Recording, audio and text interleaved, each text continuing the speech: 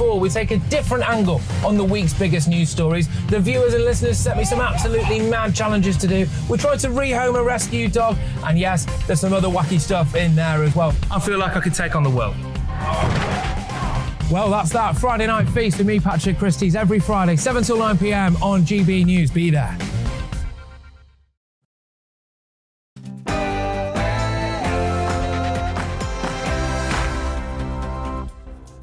Good morning. You're watching and listening to GB News. This is Saturday morning with Esther and Phil. We have an exclusive interview with Tory leadership hopeful Rishi Sunak. What does he think about his chances as the underdog? Does he have what it takes to beat Liz Truss? Plus, the former Chancellor tells us his views on what's happening at our borders, how he would tackle the country's spiralling debt, and is the Sunak family ready for him to be Prime Minister? All of that plus much more after your latest headlines with Ree.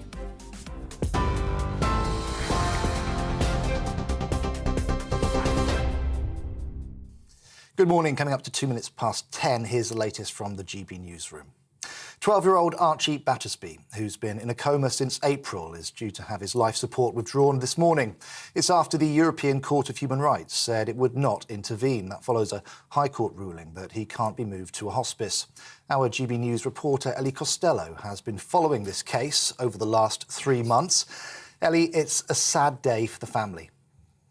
Yes, understandably, Archie Battersby's family are said to be devastated this morning. After a long legal battle, the 12-year-old's life support machine will be switched off in the next few moments. He has been in a deep coma for the past 4 months. Well, the Barts NHS Trust has told the family that it must withdraw Archie's treatment without delay, as it is not in his best interests to keep him on life support. Well, we understand that Archie is now surrounded by his family in his hospital bed as his life support is withdrawn.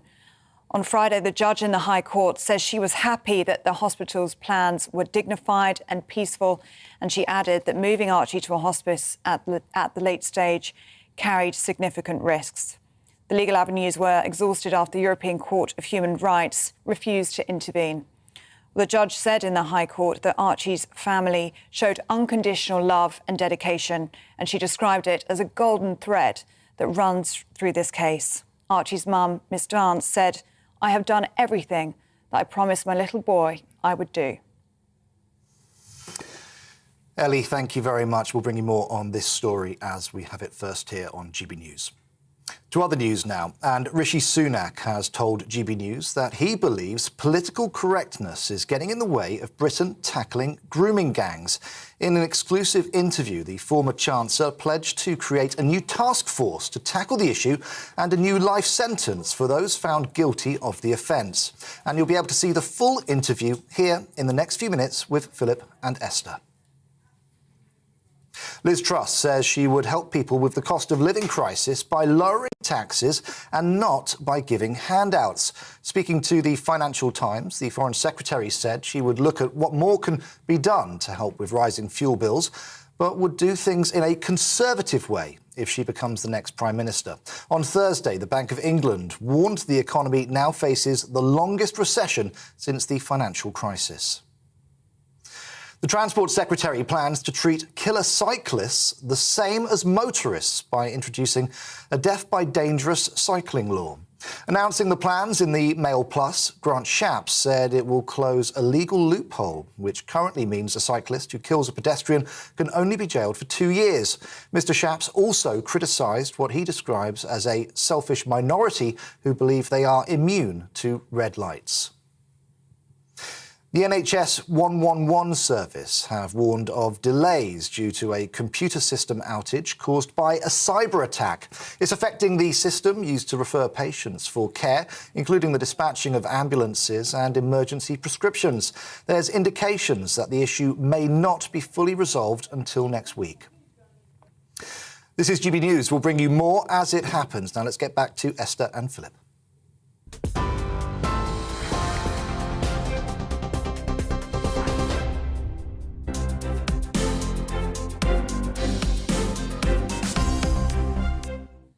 Good morning. You're watching and listening to me, Esther McAvey. And me, Philip Davis. This is Saturday Morning on GB News. Coming up this morning, we have an exclusive interview with Tory leadership hopeful Rishi Sunak. Is the underdog in this race able to regain some ground? Did he plot against Boris Johnson while in government? And how sorry was he over his fixed penalty notice?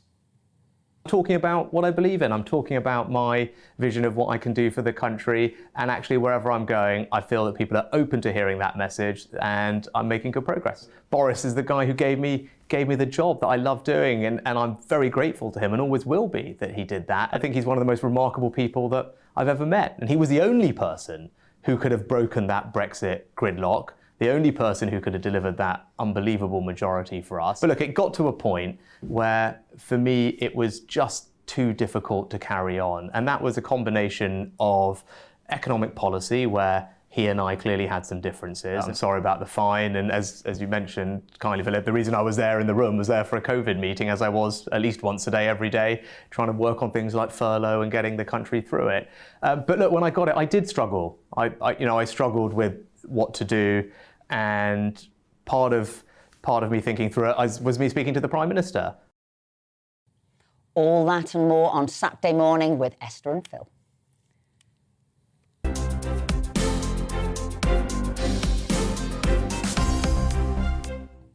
Before all of that, we're delighted to say we're joined in the studio by broadcaster Simon Fanshawe, who's been looking through the papers. Simon, what's been catching your eye? Nice that you're delighted. Well, we're always delighted to see you, Simon. That's very charming. Thank you very much. Well, I'm delighted to be here. Let me repay the compliment instantly. I was struck by this. This is an interview which is going to appear tomorrow in the Sunday Times Culture, so it's a kind of teaser for it, but it's in today's Times. It's Terry Gilliam, you remember, who's the animator for Monty Python, who's 81 now. That's the other thing. You think, my goodness me. And what happened, well, there was a story which... some time back, what happened was he proposed, and they were going to do a production by him of Stephen Sondheim's Into the Woods at the Old Vic Theatre in London.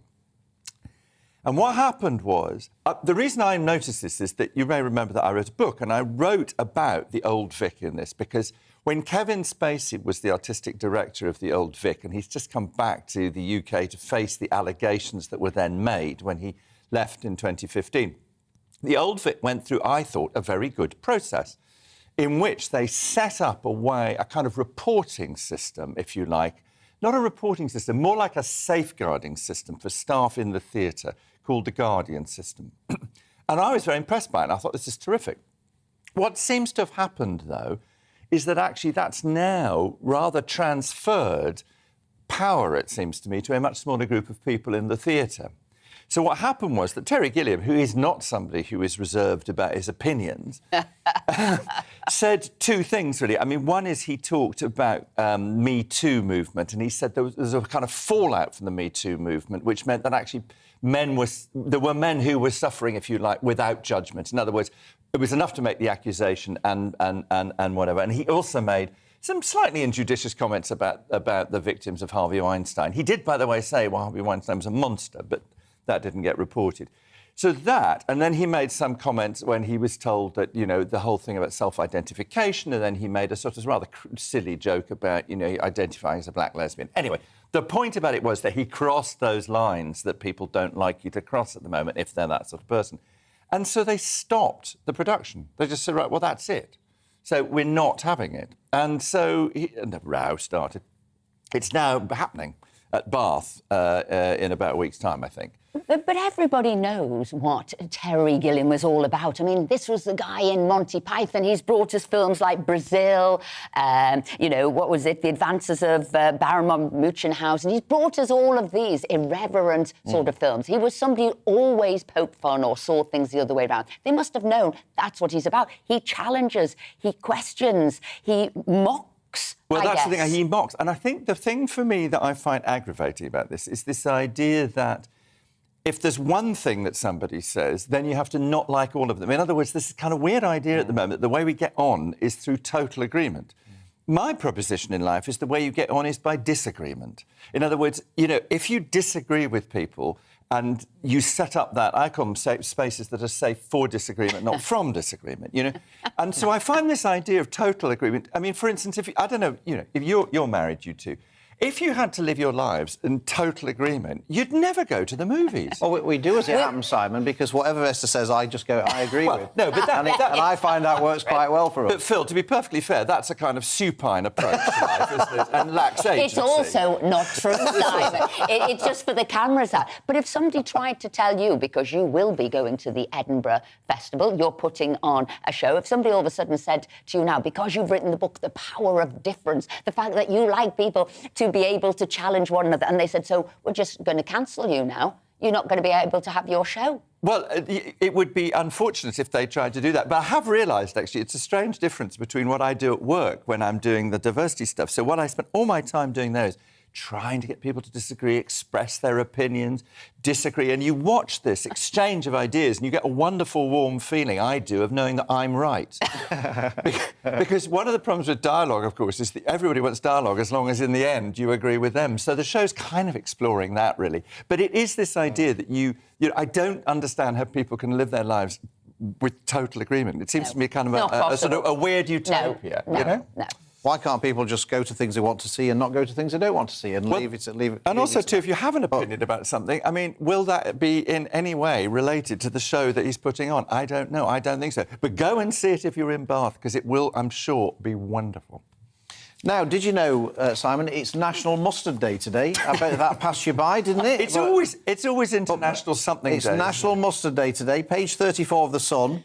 They've done some testing. I think we're going to get more of this in the cost of living crisis. But their reporter, Hayley, has done a tasting of different mustards. Does own brand mustard cut the mustard? Is the headline? And they've gone to different supermarkets, own brand and Coleman's, and worked out which is the best mustard.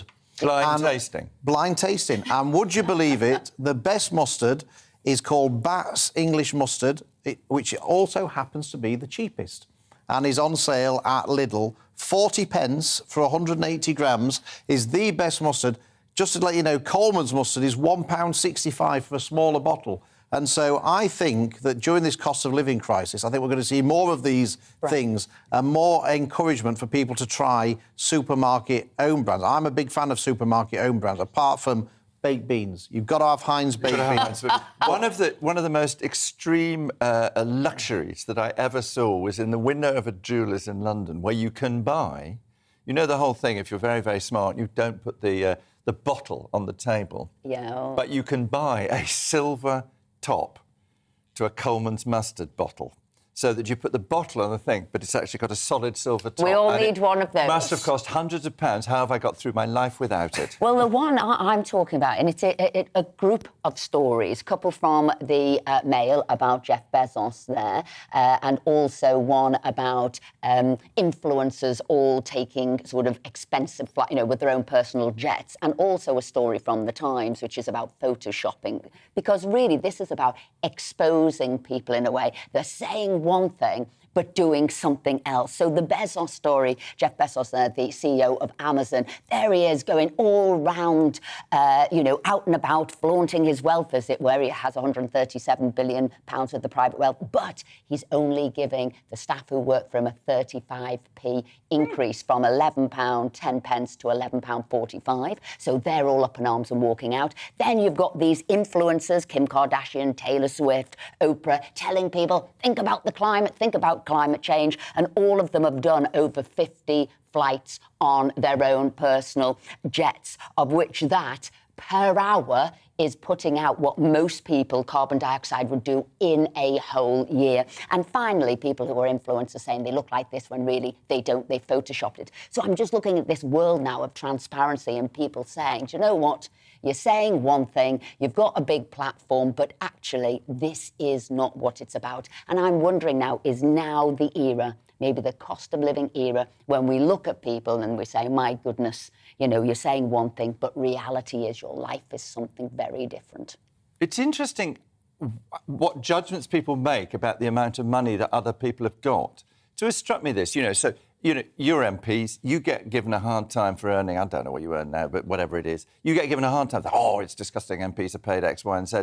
But then, you know, David Beckham or Tom Cruise, everybody goes, oh, it's fantastic, there's no problem with it. And there's some sense that, you know, they earn it through the box office. And I always find that strange that people have this, we all have this very kind of disaggregated morality around money, you know, and I mean, you're both Conservatives, and would you not think that actually once people earn the money, they should be allowed to spend it how they want, no matter what, whether it's hypocritical or not? And absolutely, but I don't believe in the hypocrisy. So if you're telling everybody, mind the environment, but you're floating around on your private jet, then I have... So it's the hypocrisy, not what you do. If you said, oh, I love flying on private jets, do what you want, I don't care about the environment, and you did that. Yeah. So that's a different thing. So it's the hypocrisy. True. It's not that what they're earning, good on them if they're geniuses or whatever they've done, but it's the hypocrisy. Yeah, I don't have a car and I don't have children, and I really like flying, and I reckon bring on climate change, because where I live in Sussex and Kent, the wine is getting fantastic. Simon, always a pleasure. Thank you so much, and good luck at the Edinburgh Festival. Not that you'll need it. Thank you very much. Not that you'll need it. No, absolutely not. But what we're moving on to now, at last night's hosting event in Eastbourne, well, what it proves, there's never a dull moment in the Tory leadership. As the candidates try to win over the party membership, the rest of the country wonders who will be their next Prime Minister. On Wednesday, Liz Truss will set out her vision for Britain if she becomes Prime Minister in a special live programme broadcast here on GBNews. The People's Forum will see the Foreign Secretary appear in a red wall seat and set out her stall in front of a live audience of GBNews viewers and listeners. But now, in an exclusive interview for GBNews, which was conducted earlier this week, we sat down with Rishi Sunak as he hopes to become the next Tory leader. This morning, we will play the full interview in its entirety. I think everybody can agree that you are the underdog in this race. But why, when so many members of Parliament voted for you, do you think you're behind, as it were, with the members of the party? Why do you think that is? Well, first of all, Esther, I think you're right to mention the fact that I was really proud to have topped the ballot in every round of the MP stage of this. And if you think, actually, not that long ago, when people were speculating about whether this leadership contest would happen or not, I wasn't really part of that conversation. So to have ended up in a position where I did top the MP phase is something that I'm really proud of, drawing support from all parts of the parliamentary party, which I think is an important demonstration that I can bring people back together and unite the party afterwards.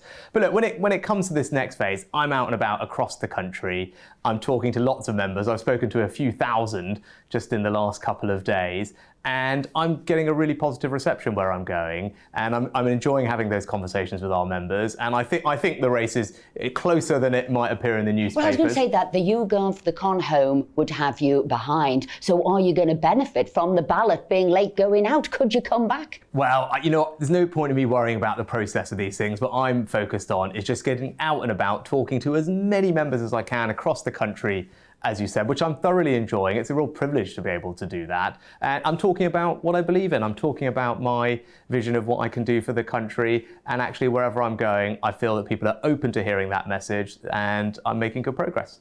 Well, thinking about some of the issues that might explain why you're behind in those YouGov polls and Con Home polls, maybe the first one might be tax. Would you accept that even though you don't agree with the policy of cutting taxes straight away, do you agree that that is, with our members, more popular than your stance? Well, look, I got into this, Philip, and I was keen to be true to myself, true to my beliefs, which I think are conservative beliefs and conservative values.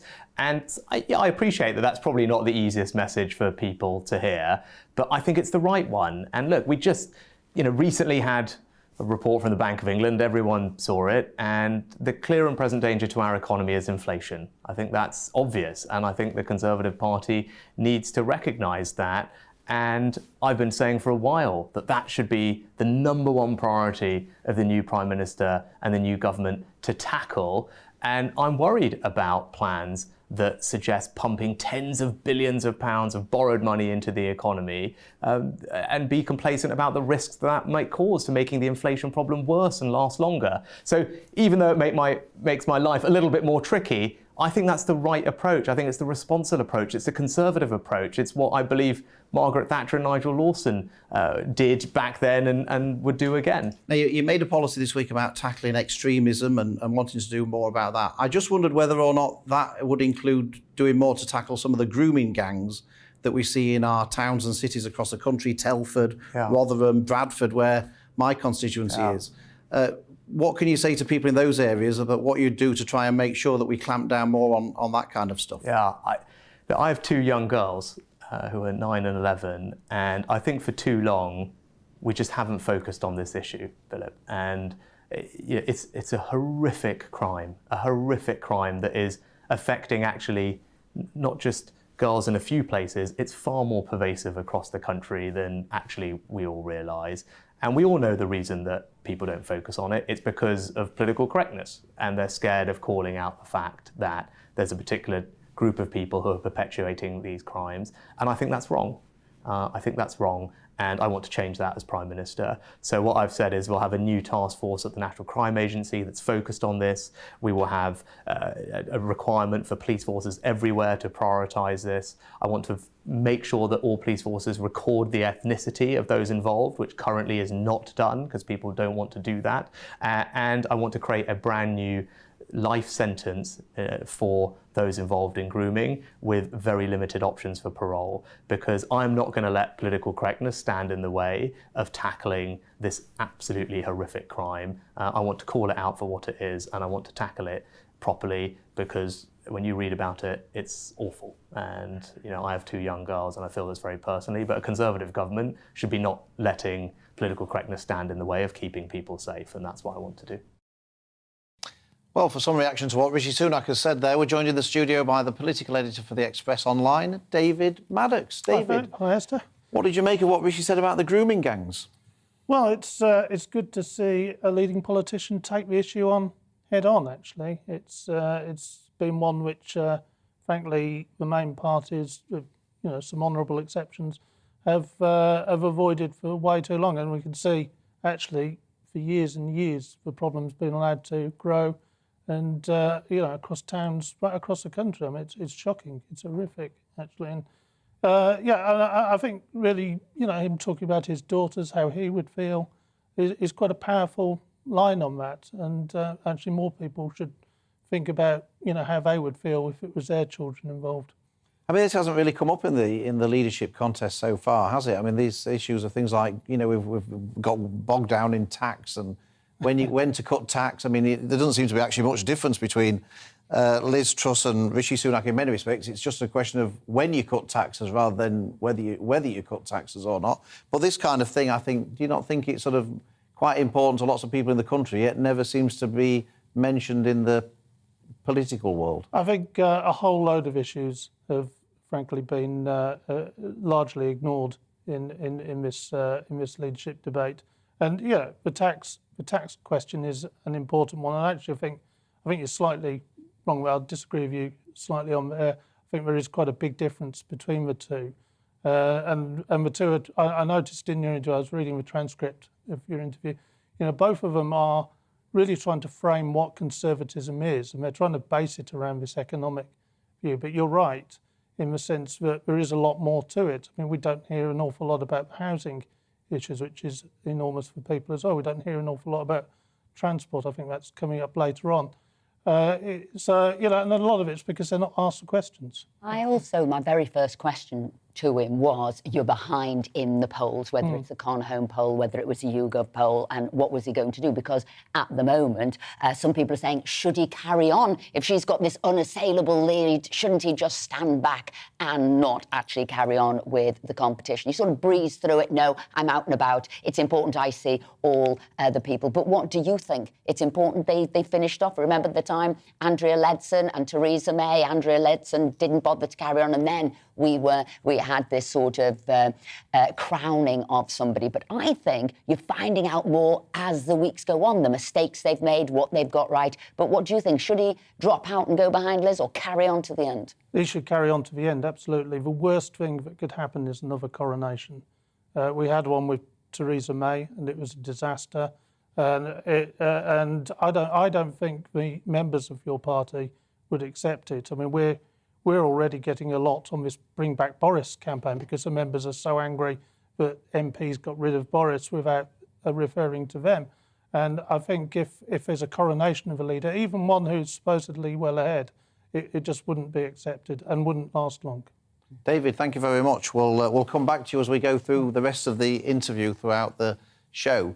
But coming up, we'll have more from that exclusive sit-down interview with Rishi Sunak. Plus, we're joined by Therese Coffey from the Liz Truss campaign. So don't go anywhere.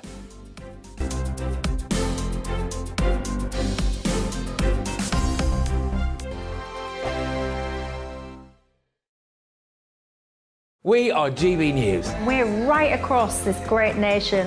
On TV. On radio. On digital. Absolutely everywhere. We don't talk down to you. We embrace all voices with honest and civilised conversation. We are not part of the establishment. We're one of you. And we're only getting started. Join us on GB News, The People's Channel. Britain's news channel.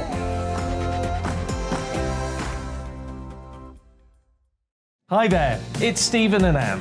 At breakfast from 6 a.m, you'll always be caught up with everything you need to know, the latest headlines, opinions and debates. We'll bring you the good news and the bad, but most of all, we're here for you. Remember, send in your views and let us know what you would like us to talk about.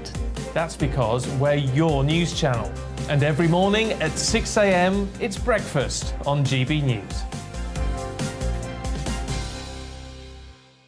My name's Tom Harwood and join me 9:30 a.m. every weekday for The Briefing, your one-stop shop for everything you need to know about what's going on in politics today. I wonder if this is a deal that might need to be like the biscuits in this factory, twice baked. Is there not an opportunity here to win out against the extremes? Tom Harwood, GB News. What are you going to do about it? Things should have been done differently, and they certainly are being done differently. Don't miss it. The Briefing with me, Tom Harwood, 9:30 Monday to Friday on GB News. Where would you like to go? Just take me to the studio, please, mate. You know where you're going. I've got a show to do. Friday Night Feast on GB News, 7 p.m. And it's like nothing you've ever seen before. We take a different angle on the week's biggest news stories. The viewers and listeners set me some absolutely mad challenges to do. We tried to rehome a rescue dog. And yes, there's some other wacky stuff in there as well. I feel like I could take on the world. Well, that's that. Friday Night Feast with me, Patrick Christie's, every Friday, 7 till 9 p.m. on GB News. Be there.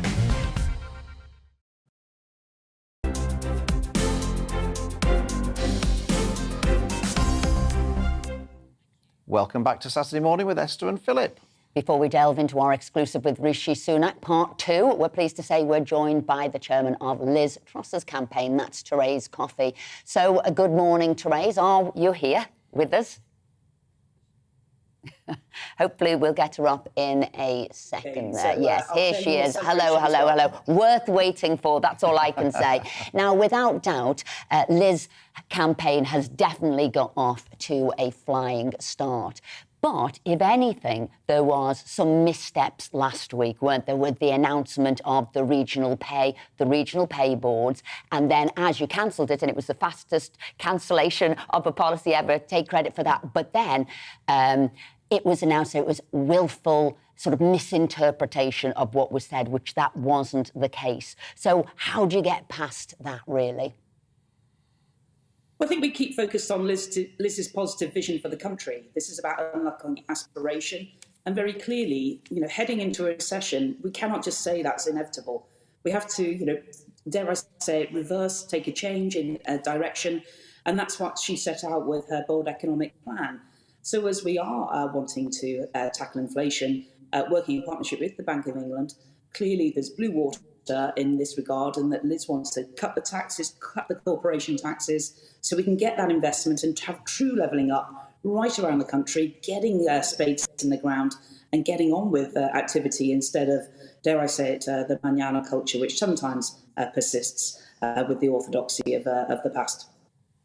Therese, does it worry you that people like Nigel Lawson are not supporting what Liz Truss is saying about keeping inflation down and getting the economy going? And he said that, there's a danger that we're going to repeat the same mistakes that Anthony Barber made in the early 1970s, which led to sort of hyperinflation and ultimately a Labour government.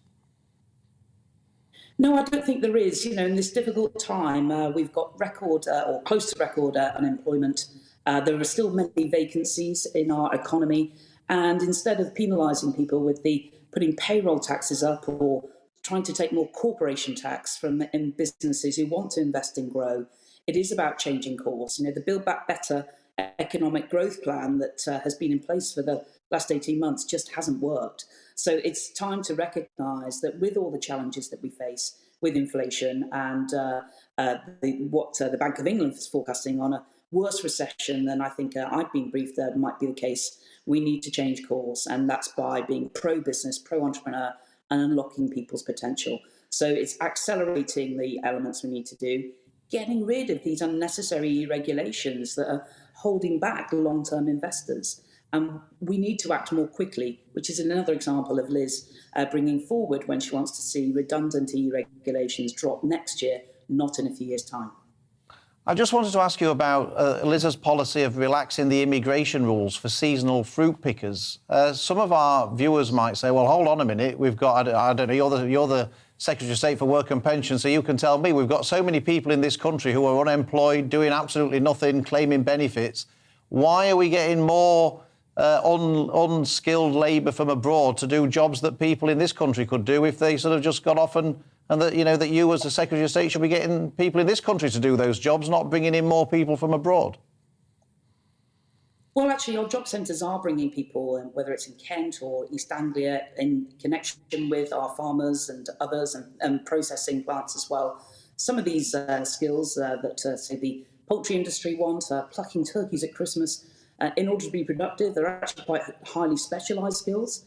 And people do move around different parts of Europe in order to help with this. But I agree that we do need to, it's not just about having this sticking plaster of not having sufficiently skilled workers, but also that innovation that's needed as well to support our agriculture industry. Again, another EU rule that Liz wants to get rid of quickly is, for example, when people are trying to do spraying, instead of treating a drone as like an aeroplane and all the regulation that brings, just treat it like a normal apparatus that a farmer can use. So it's about being laser-like and getting rid of unnecessary regulations that are holding businesses back and accelerating that rather than perhaps a lot of the opportunity costs, which Esther, as a former holder of my role in government and many other roles, will recognise that sometimes it just takes very long to get stuff done and we need to be like a hot knife through butter to crack on. And as someone who is running on a Boris loyalist ticket, as Liz is doing, which of Boris's policies is she keeping? Because at the moment she seems to be changing a lot. So which one of his policies is she keeping? So I think a lot of the outcomes are still shared, absolutely. The levelling up, having that, getting the regional infrastructure going. She's actually increased the Northern Rail plan, making sure of that commitment there. I think it's about how some of this gets done. In order to protect our public services, to get more out of them as well, also about streamlining government, we need a different approach on increasing our tax revenue coming in. And that's about getting growth. So, there used to be a Conservative philosophy that if you cut taxes, you get more tax in. And at the moment, we're seeing, unfortunately, tax rates heading north. But we need to continue to have that laser-like focus, as I say, on making sure that government is as efficient as possible, working with some great mayors. I'm sure Andy Street, if anybody's been to the Commonwealth Games in the last fortnight, will have seen a spectacular transformation of the West Midlands and more to come. And it's about getting stuff done a lot more quickly so that we can get businesses really thriving, unlocking our free ports. My port in Felixstowe, it's full of about 100 pages of bureaucracy, and instead of just Therese Coffey, we better let you go because we know you're heading off to a football match, and I know you've squeezed us in before you head off. So enjoy the day, and thank you for joining us this morning. Thank you. Coming up, we've got part 2 of our exclusive interview with Rishi Sunak, so don't go anywhere.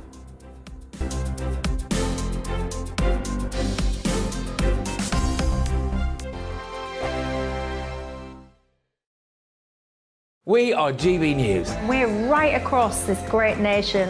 On TV. On radio. On digital. Absolutely everywhere. We don't talk down to you. We embrace all voices with honest and civilised conversation. We are not part of the establishment. We're one of you. And we're only getting started. Join us on GB News, The People's Channel. Britain's news channel.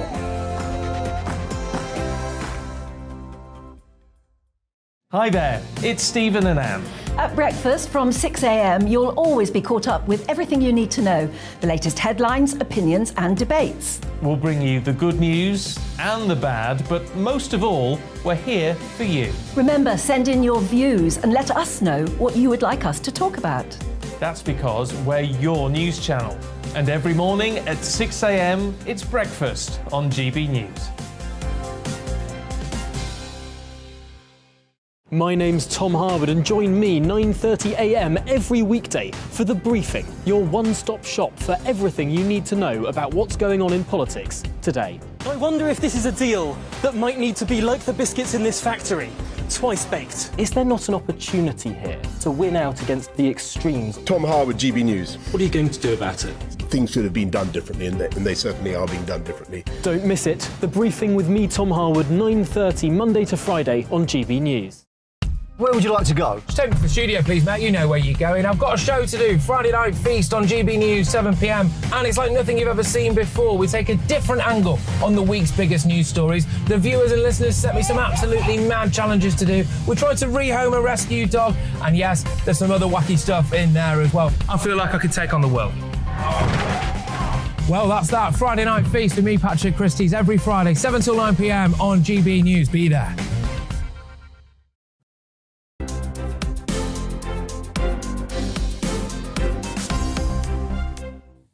Welcome back to Saturday Morning with Esther and Philip. Now, another big story this week was the warning from the Bank of England that the UK economy faces its longest recession. Let's remind ourselves what the Governor, Andrew Bailey, had to say. CPI inflation is now expected to peak at just over 13% in Q4 of this year and to remain at very elevated levels throughout much of 2023. GDP growth in the UK has slowed and the economy is now forecast to enter recession later this year. Well, joining us now is Justin Urquhart-Stewart, a friend of the show. Justin, obviously this is quite worrying for lots of people who are paying their mortgages. Were the Bank of England right to raise interest rates by 0.5%, do you think? Well, they should have started it a long time ago. And it's really difficult for central bankers because normally when you're faced with inflation, the answer is you pull out of the bag, oh, you raise interest rates. But, of course, by raising interest rates, obviously putting a brake on the recovery in the economy. So previously, if the economy is overheating, you raise rates. But the economy is not overheating. So, therefore, we've got to raise rates for another reason, because that won't necessarily actually solve the problem you've got. But one of the reasons is you raise rates so that in a year's time, 2 years' time, when you need to try and provide some incentive, you can cut rates. You can't really cut them when they're at naught. But will increase in interest rates, will it curb inflation? Because, of course... why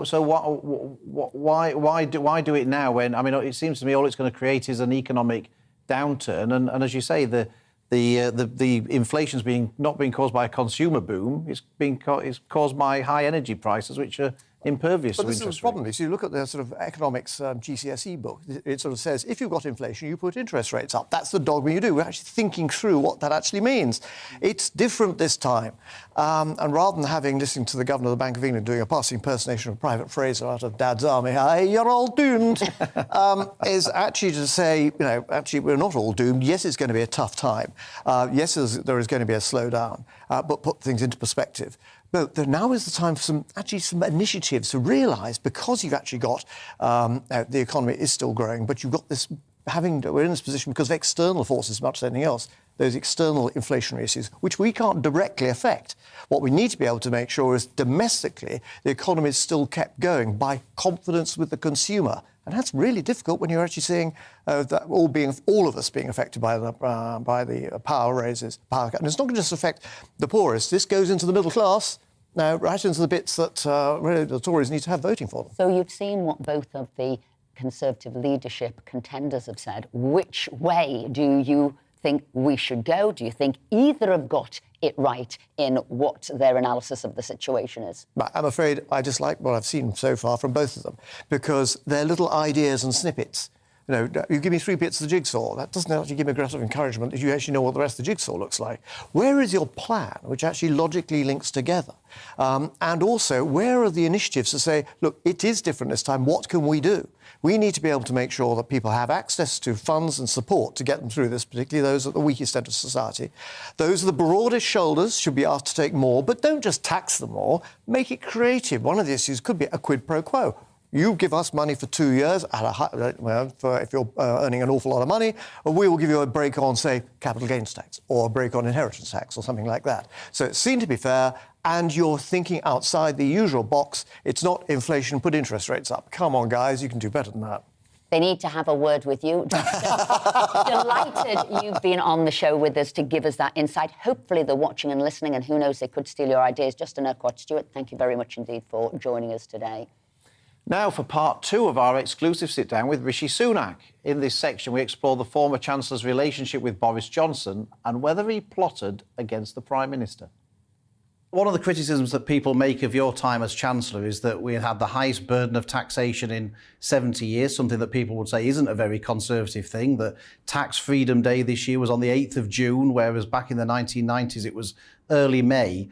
Do you not accept that Conservative members find that kind of thing, that sort of tax burden, a real negative as far as you're concerned? Gosh, you know what? I find it difficult, Philip. I'm a Conservative Chancellor. I'm a Conservative to my core, and I didn't have to expect to do those difficult things. I didn't particularly relish doing them. Of course I didn't. But I was also the Chancellor that had to deal with a pandemic. Right, a once-in-a-century event that knocked us for 6, did enormous damage to our economy, our public finances, and there's a job to do to rebuild things afterwards. So yes, I did have to do some difficult things, but we have to remember the context in which I had to do them. And look, as I said, I'm a Conservative to my core, and to me, a big part of that, a way I was raised, what I believe Conservative values are, is not living beyond your means.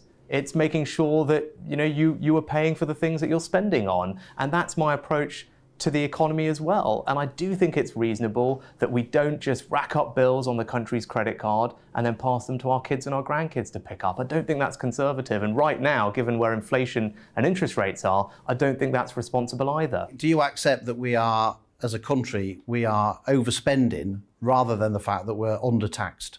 Yes, I do. And look, as Prime Minister, I want to change that. And that starts with accepting and actually making the argument that we as Conservatives believe that government shouldn't do everything, government can't do everything. That's something I said from the dispatch box as Chancellor towards the end of the pandemic. And as Prime Minister, I want to make sure that we make a reality of that. Now, that's what I firmly believe. And going forward, I want to have a government that focuses on doing less, but doing it really well and efficiently. We need to focus on getting value for money out of all the money that we're pumping into public services, starting with the NHS, where we all know, of course, the NHS is a priority, but we all know that there's reform and efficiency that we can get out of it. I've got a plan to do that, because that's how we're going to reduce the size of the state. That's how we're going to be able to cut people's taxes, and that's what my plan is to do. So the second reason, I guess, why you may be behind in those poll of members is the fact that people feel, many party members feel very loyal still to Boris, and they feel that your resignation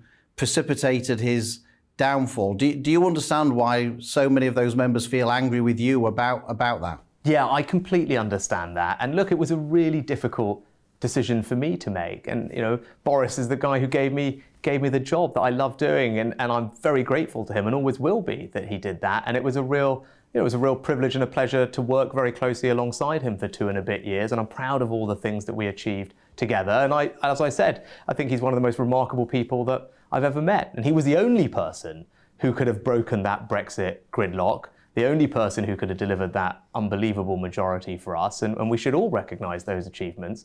But look, it got to a point where, for me, it was just too difficult to carry on. And that was a combination of economic policy, where he and I clearly had some differences. And it's just not possible for a Chancellor and Prime Minister not to be on the same page when it comes to the economy. And so I've left really with no choice but to go. But also, the government was on the wrong side of another ethical question, and I found that difficult to defend. And ultimately, that's why I made the very personal decision to leave. And look, you know, it's also worth saying that 60 other members of Parliament came to the same conclusion and left independently of me. But look, I was sad to have to go, and I'm sad about how things ended. But there was a feeling, I think, among some people that you plotted to get rid of the Prime Minister, that you struck when the time was right. That's the sort of feeling that people have, that this wasn't just a spontaneous thing, it was a longer decision. I mean, had you thought about resigning at an earlier stage? No, I mean, categorically, I can tell you and everyone watching, this was an entirely personal decision. I didn't talk to other ministers or MPs about it. It was an entirely personal decision for me. It was a very sad decision. There was no coordination. And then actually, after I did it, I stayed away from Parliament. As you probably remember, I didn't come to Parliament and make a resignation speech the next day. I didn't give any interviews. I stayed away deliberately because I was very sad about what happened. So that was how I did it. And whether people believe that or not, I don't know. But that's God's honest truth. That's how I came to the decision. That's what I did immediately afterwards. And then there was, I guess, when you got the fixed penalty notice, I mean, I think even your harshest political opponents felt that it was rather unfair that you turned up for a meeting and got a fixed penalty notice. But I guess you could have resigned then. Did you think about resigning then? Why did you not resign then? Well, first of all, I'm really sorry about that incident, and I'm sorry about the fine. And as you mentioned kindly, Philip, the reason I was there in the room was there for a COVID meeting, as I was at least once a day, every day, trying to work on things like furlough and getting the country through it. But look, when I got it, I did struggle. I struggled with what to do, and part of me thinking through it was me speaking to the Prime Minister that day, and he was keen for me to stay. And given he had given me the job, and I was grateful to him for that, that meant something to me and carried a lot of weight with me as I thought about what to do and why I ultimately decided to stay. Well, if you want to react to anything Rishi Sunak has said in a sit-down interview, then please email us at gbviews@gbnews.uk. And the political editor for The Express Online, David Maddox, is back with you. So what did you think there? It seemed heartfelt. It seemed that he was laying his soul bare. This was the man who gave me a job. No, I didn't plot. I wasn't like, other people who did have a campaign up and running, as we can see. And maybe that's why he's behind now, because he didn't have a campaign up and running. Well, I think he did, though, didn't he? I mean, that video at his launch had clearly been pre-prepared. That wasn't done in a couple of days. I'm going to throw a little thing. I know who made that video. And I called up and it didn't. It took 12 hours and they did it that day. Very impressive then. But the problem is that, he had the ready for Rishi stuff before.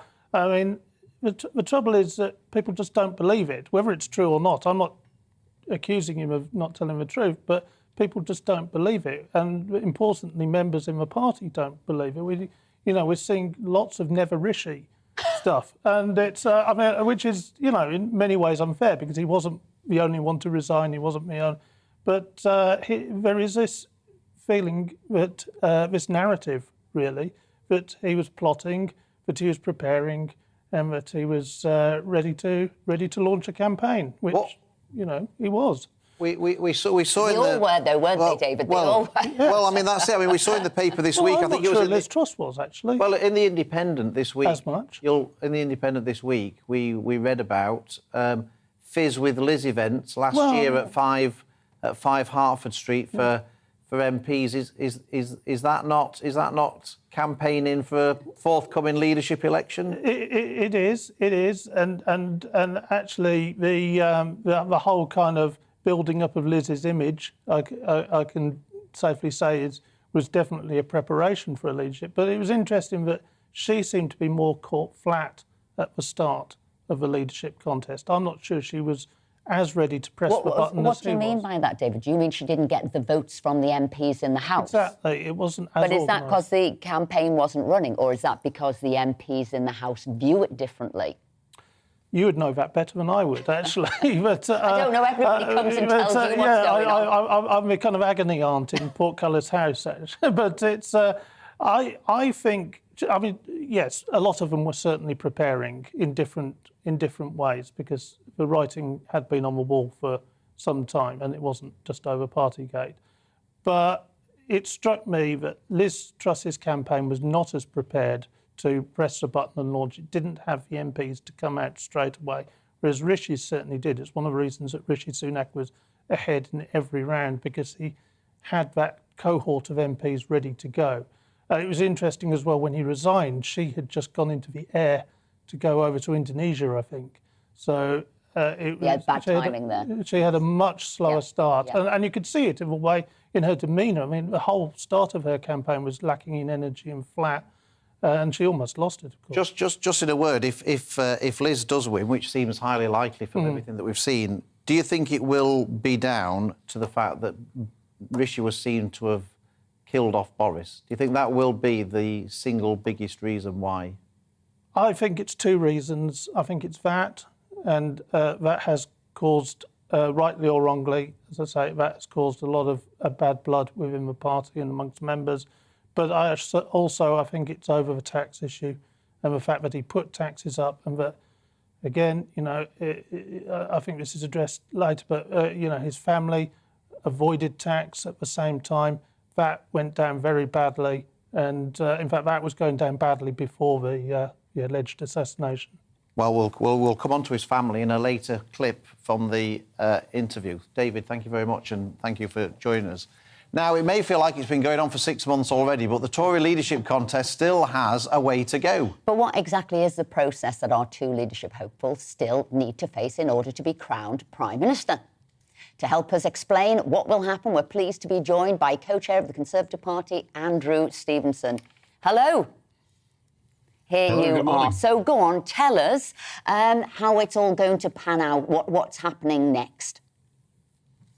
So we've had 4 of the hustings, the official hustings organised by Conservative Centre Office for party members. They've all gone fairly well attended and largely according to plan.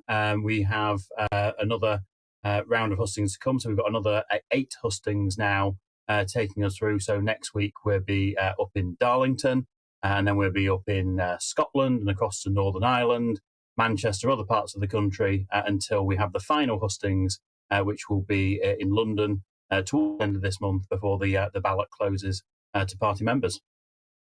Now, Andrew, it's come to my attention that people who are members of Conservative abroad are able to vote in the leadership election.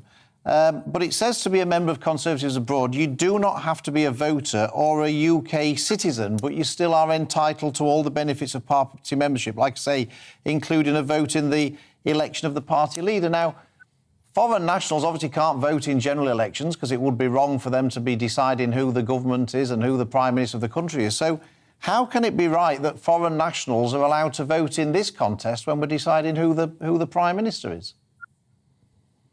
So the rules of the Conservative leadership elections have always allowed Conservative abroad members to vote in the same way as members in the UK. To put into context, there's less than 1,000 members of Conservatives abroad. The 3-month rule applies to stop entryism. So all these people are long-standing members, and the vast majority are British expats living abroad. We did an online hustings for the 2 candidates for Conservatives abroad members, and you had a whole range of people from around the globe. Over a 100 different countries have Conservative Party members in, and most, as I say, are British citizens who are now working abroad or who have moved abroad and still have voting rights in the UK. It's different for when a leadership contest is deciding the leader of the opposition and when one's deciding the Prime Minister, because, of course, the leader of the opposition then would have to face the British people at an election before they got into government, whereas this time they're going straight in as Prime Minister. Is there not an argument for saying that the rules should be somewhat different, whether it's the opposition or the Prime Minister that we're electing?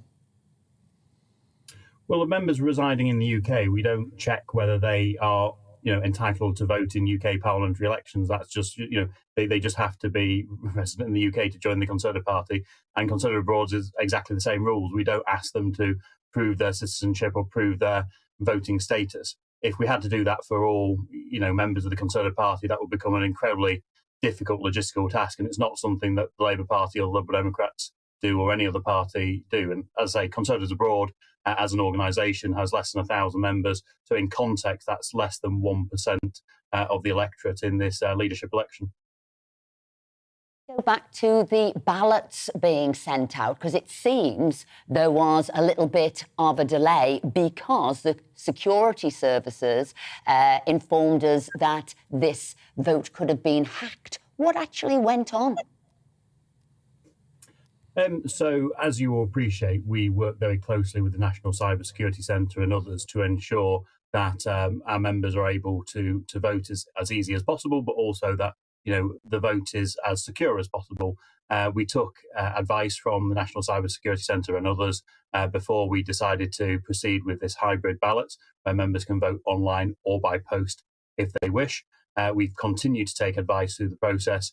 Sir Graham Brady, as the returning officer, myself and others have had regular meetings on this subject, and we decided on the basis of advice received that we should delay the ballot by a couple of days.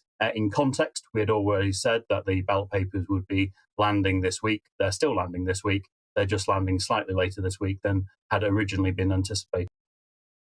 Finally, what are the timescales about this, Andrew? When do everyone's votes have to be in by, and people want to know when are we going to get a result? Is this personal interest?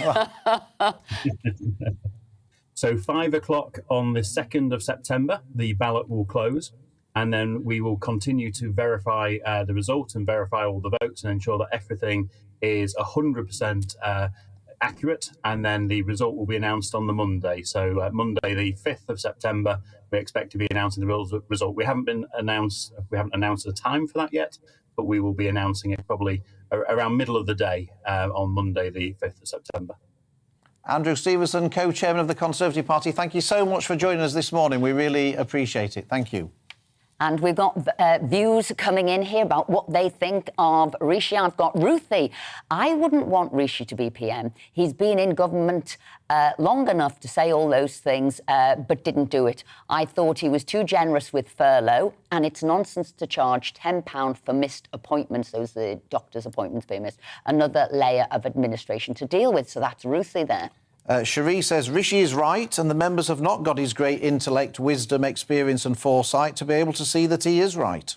Sam, certainly saying all the right things, but I just don't trust anything politicians say anymore after all the talk and bluster about the Channel migrant crisis, which they've done nothing constructive about.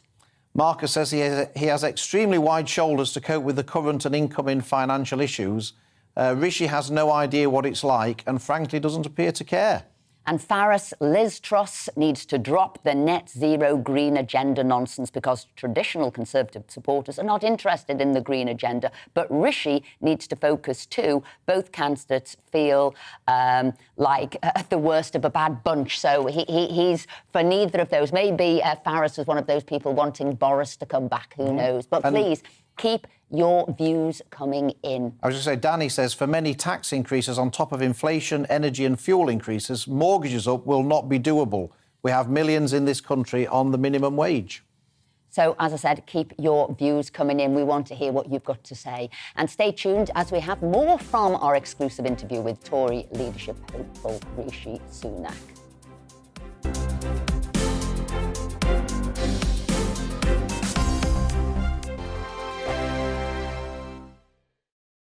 We are GB News. We're right across this great nation. On TV. On radio. On digital. Absolutely everywhere. We don't talk down to you. We embrace all voices with honest and civilised conversation. We are not part of the establishment. We're one of you. And we're only getting started. Join us on GB News, The People's Channel. Britain's news channel.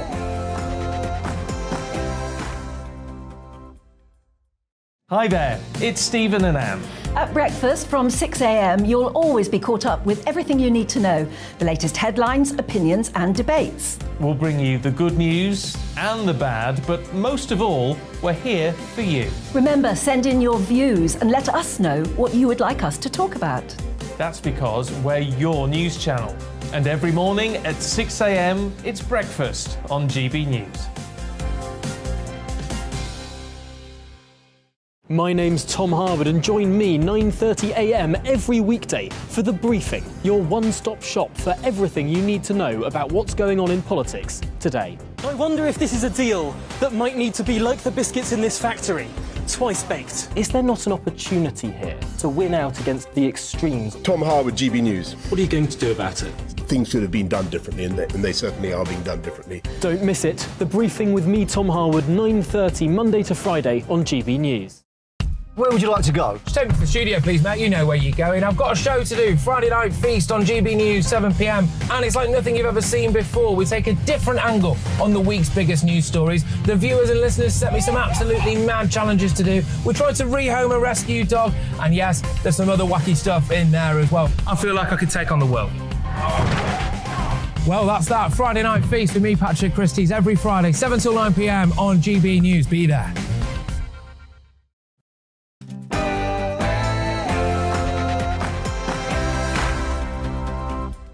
Good morning. You're watching and listening to GB News. This is Saturday morning with Esther and Phil. Coming up, we have more from our exclusive interview with Tory leadership hopeful Rishi Sunak. The former Chancellor tells us where he would opt for, or what he would opt for, HS2 or high-speed broadband, and what his family think about him becoming Prime Minister, if he were to become it. All of that, plus much more, after your latest news headlines with Ray.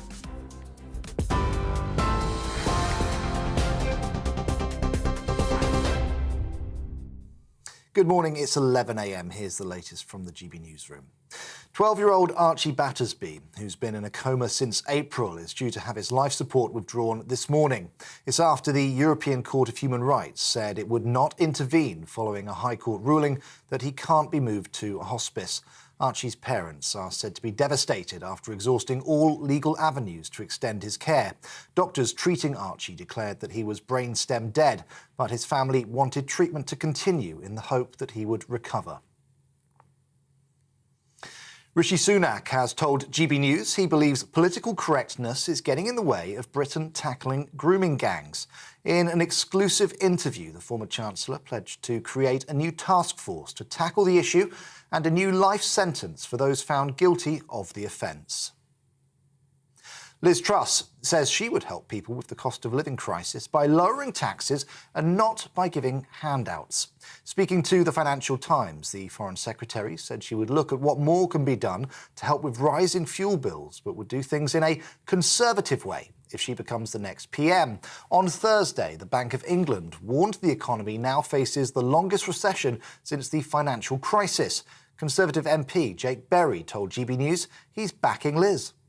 I guess it would be part of how, she's approaching this entire leadership election, which is to say that, the government is taking too much money away from us in tax. The best way of helping people deal with the cost of living crisis, whether it's fuel or anything else, is to enable people to keep more money in their pocket. But we are a Conservative government, and that is why, by being Conservatives, she is best placed to take on Keir Starmer and to unite our party after this election.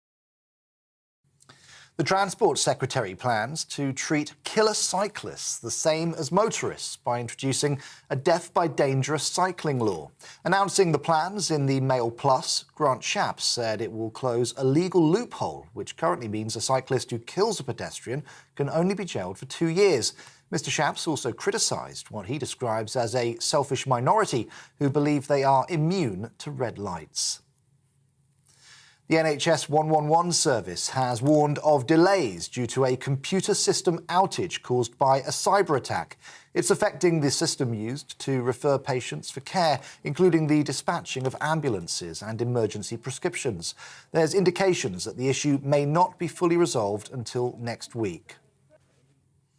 GB News can reveal that over 1,460 people have crossed the English Channel in small boats so far this week. 288 were taken to Dover on Friday after being pulled off 5 inflatables. One migrant was found paddling on a kayak. Our Kent-based producer says UK authorities are currently responding to several other small boat sightings in the Channel, including one off of Dungeness.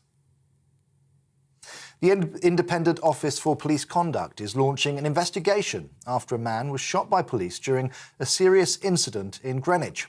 Yesterday afternoon, the Met Police responded to multiple 999 reports of a man with a firearm.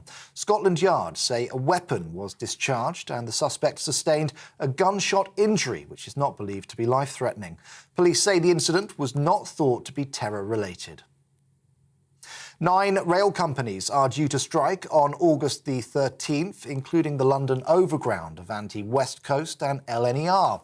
The strike is expected to significantly impact fans journeying to Premier League games taking place across the country. Passengers are being advised to check before they set off, with disruption likely across the whole weekend. The Rail Delivery Group is urging ASLEF's leadership to continue talks to avoid disrupting passengers' plans.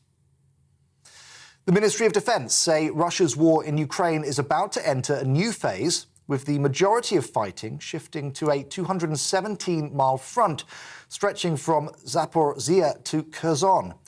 Russian forces appear to be amassing in the south in preparation for a possible assault or anticipating a counter-offensive. Convoys of tanks have been seen moving away from the Donbass region towards towing artillery and other weapons. Meanwhile, Ukraine's forces are focusing their targets on bridges, ammunition depots and rail links with growing frequency. This is GB News. We'll bring you more as it happens, and let's get back to Esther and Philip.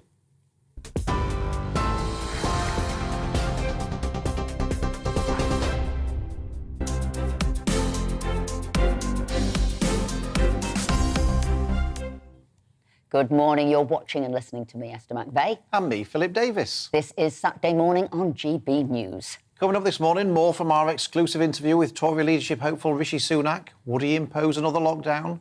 His views on lefty lawyers? And is his family ready for him to be Prime Minister?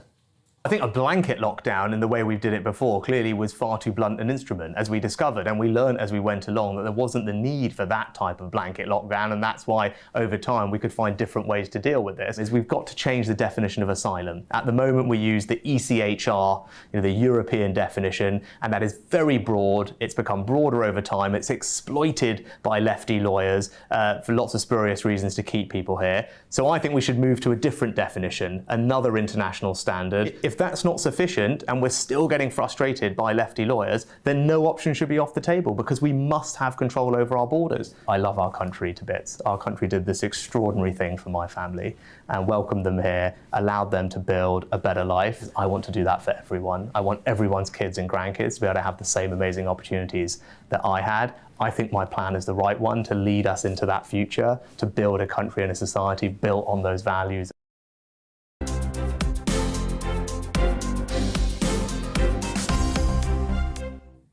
And keep telling us your views on that interview at gbviews@gbnews.uk. Now, on Wednesday, Liz Truss will set out her vision for Britain if she becomes Prime Minister in a special live programme broadcast on GB News. The People's Forum will see the Foreign Secretary appear in a red wall seat and set out her stall in front of a live audience of GB News viewers and listeners. In the last hour, we've been playing our exclusive interview. The other Tory leadership hopeful, Rishi Sunak, has been given to us, and we have plenty more of that still to come. And in this section, we explore whether the former Chancellor is tough enough to be the Prime Minister. So moving on to your policies and lockdown and the impact that has had on the country's finances, on the economy as a whole, your reflections on that now? Well, look, I want to be careful, Esther, because I was part of a government and I take that seriously, and you served in government, knew what it's like. And look, when you're in the team, it doesn't mean you agree with every decision, but if you're part of the team, you sign up to that and you stay in government and you defend the decisions. So I don't want to sit here and criticise things that the government did, because that's not the right thing to do. That's not the Conservative thing to do. But look, I think it's no great secret that, throughout that process, I was keen to try and make sure that all parts of the impact of lockdowns were considered, because, yes, there was an argument that they could help slow the spread of COVID, but it's very clear, and we learned more over time, that they were also having a significant impact on lots of other things, people's mental health, other health outcomes when people were not getting other treatment, obviously the economy and people's jobs, which long-term impacts their health as well, and notably on our kids and their education. And I was constantly trying to make sure that all those things were taken into account as well. And look, right at the end, I was away on a government trip abroad last Christmas. I flew back home deliberately to make sure that I could make the argument strongly that this country did not go into another lockdown because of Omicron. And we really were sleepwalking in that direction at that moment. We were hours away from a press conference that was about to announce it. And I led the charge with a couple of others and saying, no, this would be a mistake for our country. The data didn't support it. We could just wait to see what was happening in South Africa. And I'm really glad I did. It wasn't an easy thing to do because the entire kind of establishment was saying we got to lock down. But I'm glad I stood up to them. I'm glad I made the argument that was the wrong thing to do, and I'm glad that was ultimately vindicated. So if you became Prime Minister, can you say you wouldn't blanket lockdown again for another COVID-type pandemic? I think it would be wrong for anyone to sit here, Esther, and say that they can never rule out in all circumstances. But I think people have seen my record over the last couple of years and what I did in December with Omicron. For me, the bar is very high because I think there's lots of things that you need to take into account in those decisions. Okay, I'm going to repeat this question again.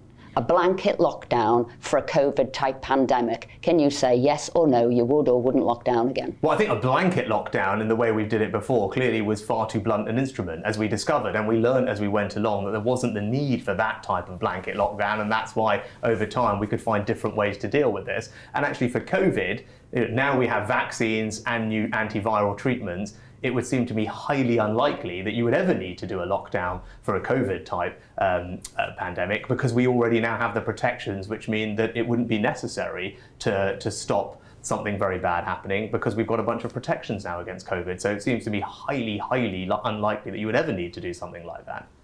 People would look at you and say competent, they'd say disciplined, they'd say diligent, but get tough, can you? Well, look at my track record. When it came to Brexit, the easy thing for me to do would have just follow the herd, do what was safe for my career and just back Remain. I didn't do that, right? I stood up to the quote-unquote establishment and I said, no, I'm going to go with my principles. I believe in Britain, I believe in Brexit, and I'm going to back it. And if that's the end of my career, so be it. When it came to Omicron, right? The easy thing to do would have just been to keep quiet because the entire establishment was prepared to just go along with it. I had to be tough to say no. I had to say no to everybody. You're wrong. Look at the data. We don't have to do this, right? And then, whether it's illegal migration, as we've been talking about, whether it's grooming gangs, those are not easy things. Whether it's saying we're going to actually find people who miss NHS appointments. I'm prepared to do things differently and boldly because I think that's how you get change in life, right? And that's what my record has been. And you saw that in the pandemic, right? No one had heard of furlough. And I was confronted with this enormous challenge. I ripped up the rule book, right? I changed convention. I created something that didn't exist in a matter of weeks, which worked. And I'm going to bring that same degree of radicalism, competence and grit to tackling all the problems we face. We all know what Thatcherism is. How would you define Sunakism? Well, I think it's a bit early, Philip, to put myself in that kind of pantheon, and that's probably a high aspiration. But look, my conservatism is based on my values, and what are my values? My values are patriotism because I'm so enormously grateful to this country, our country, for what it did for my family by welcoming them here as immigrants. It's about family, which is core to everything I am, and family, the bonds of family are incredibly important, far more important than what governments do. And it's about hard work and aspiration, right? Those are my values. That's the type of conservatism that I want to champion, a type of conservatism that rewards those values, that builds an economy and a society that supports those values. Well, for some reaction to what Rishi Sunak has just said there, we're joined again by the political editor of the Express Online, David Maddox. David, do you think he's tough enough to be Prime Minister? I do, actually, and it was just listening to the interview there reminded me of when I first met Rishi, which was literally, it was in 2016, literally an hour after David Cameron had called him to ask him to go over to Downing Street. He met me for a cup of tea instead. But he said he said to Cameron, look, I know why you're calling me to come over, but I'm not going to waste your time because I'm supporting Leave. Now, this is clearly an ambitious politician. He basically put his career on hold in that moment. and it took him quite a while to get a ministerial job afterwards. And it always struck me with Rishi, and in fact some of the things which have been said about him in this leadership campaign I think have been deeply unfair, but actually he is a principled man. He's certainly a Brexiteer, which is nonsense that people have been suggesting he's a Brexiteer in name only. I mean, it's so... It's quite strange, isn't it, that he supported Brexit and yet he's seen as the Remain candidate in this election. Yeah. And Liz Truss campaigned for Remain and he's seen as the Brexit. How do you explain that? The world has turned on its head in this leadership election. I actually wrote about it. I mean, the truth is that Brexit is now the settled will of the Conservative Party. I think to a large extent, there's a small faction who don't accept it, but all those leadership candidates, even Tom Tugendhat, was talking about supporting Brexit. But do you think somehow Liz has managed to become this sort of great illusionist, saying things that she absolutely wasn't, get rid of my Lib Dem pass, get rid of my Remain pass, and is just saying to people what they want to hear? Are we under a trance, a spell, as it were? Because she's just telling us what we want to hear. We don't actually know that she's going to do that because she's never done it. Well, the proof will be in the pudding if she wins, as people expect, and she actually has to deliver. But I can tell you, she certainly cast a spell over the ERG. The real hardline Brexiteers in your party. They seem absolutely convinced of her. I mean, she certainly was a great champion for the cause when she was at the Department for International Trade. We dubbed her Brexit Superwoman on the website, and it seems to have stuck. So it's an interesting one, but I don't think she's any more a Brexiteer than Rishi. Let's put it like that. David, you'll be back a little bit later as we see more of that interview. But Liz Truss does appear to be in a clear lead to become the next Conservative leader and, of course, Prime Minister. A survey of Conservative Party members at Conservative Home found that 58% of those members back her, compared with 26% who back Rishi Sunak, and 12% are still undecided. Now, how much attention should we be paying to these polls and how accurate are they? We're pleased to be joined by Michaela Marizzo, who is Chief Executive and Founder of Techni UK, a polling organisation.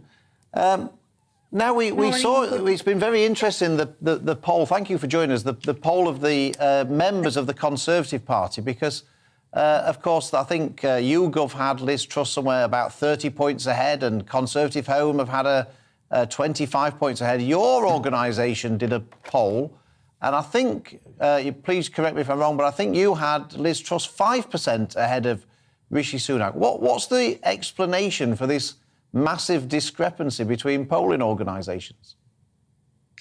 Well, it's quite a complicated topic, and thank you, first of all, for inviting me. It's really a pleasure to be here, and really happy to see how much interest there is in UK around polling, and not only the data, but also the methodology and what there is behind the data that you see and we deliver weekly.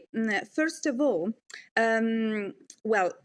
this investigation, this poll you were referring to, was carried out for internal purposes only. So we were as surprised as anyone to see our polling being reported, first in the Times and then on other newspapers last Monday night, because normally we're used at dealing with thousands and thousands of data every week, because also on, from a private, internal, not private for a client, but internal point of view, to study and to develop always more precise research designs. This polling in particular was the main goal of this polling was to estimate the incidence of the topic in the consensus creation. So the voting intentions you were referring to with the 5 points lead represented only a distribution of frequencies. I mean, in this case, we didn't weight the data with, for example, the probability of voting, the participation, but only we weighted them on other variables such as only sex, age, and territorial distribution. What does it mean? That when you survey a very small community, small variation move percentages so much, but this was not what we were looking at in this specific poll. We wanted to know and to compare Rishi Sunak and Liz Truss on characteristics and topics. And if you look at the data with regards to the 36 topics and characteristics we analyzed, both Rishi Sunak and Liz Truss, you can see that in terms of competitiveness, of these 36 points, 25 Truss had a great advantage. Just a couple of examples. For example, on the most heartfelt topics, taxes, her lead was 32 points in our poll. Inflation her lead was 30 points. This among members, of course.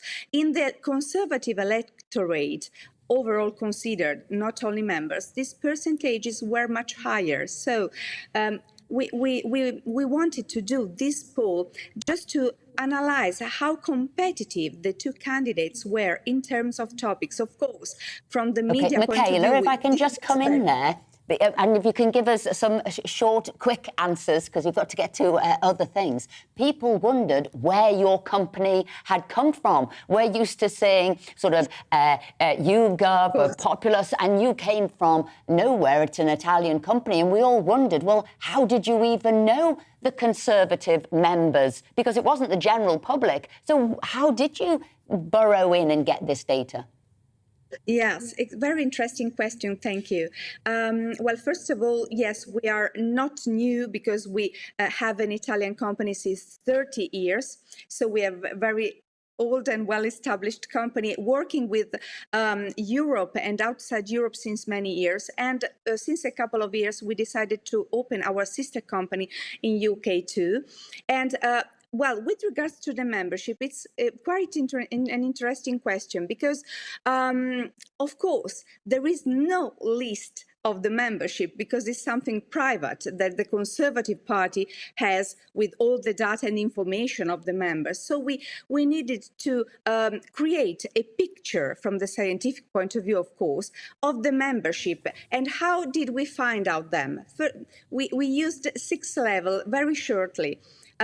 First of all, a part of this sample of 807 interviews, we based on the huge 6,000 interviews we did on the UK population, and 21 respondents told us that they were Conservative Party members. The second level was a big poll we did from Michaela, we're not going to get to all 6 of your levels. We're going to have to end the interview there and have you back on another time. But basically, you'd got it via a different sort of route, a circuitous route, and that's how you found them out. I want to thank you very much indeed for joining us this morning and for your interesting polling. Thank you so much for inviting me. But coming up, we have part 4 of our exclusive interview with Rishi Sunak, so don't go away.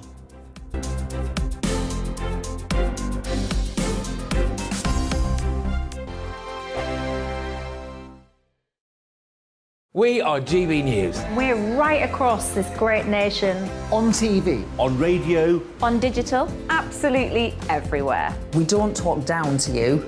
We embrace all voices with honest and civilised conversation. We are not part of the establishment. We're one of you. And we're only getting started. Join us on GB News, the People's Channel, Britain's news channel.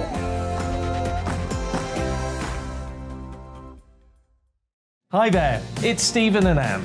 At breakfast from 6 a.m, you'll always be caught up with everything you need to know, the latest headlines, opinions and debates. We'll bring you the good news and the bad, but most of all, we're here for you. Remember, send in your views and let us know what you would like us to talk about. That's because we're your news channel. And every morning at 6 a.m, it's breakfast on GB News.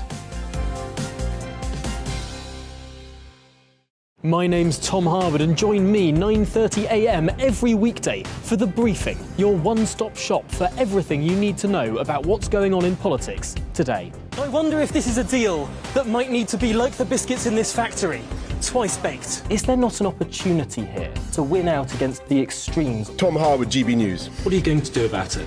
Things should have been done differently, and they certainly are being done differently. Don't miss it. The Briefing with me, Tom Harwood, 9:30 Monday to Friday on GB News.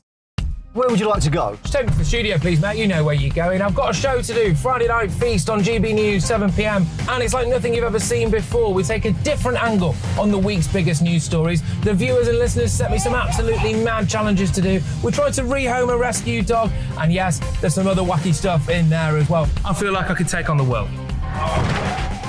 Well, that's that. Friday Night Feast with me, Patrick Christie's, every Friday, 7 till 9 p.m. on GB News. Be there. Join me, Darren Grimes, for Real Britain every Saturday and Sunday from 2 p.m. A news hour that comes with a trigger warning. Scorching hot opinion with prominent guests saying the unsayable and a little bit of weekend fun thrown in. Unlike other broadcasters, I won't be forgetting what the B in our name stands for. So howie in for Real Britain Saturday and Sunday from 2 p.m.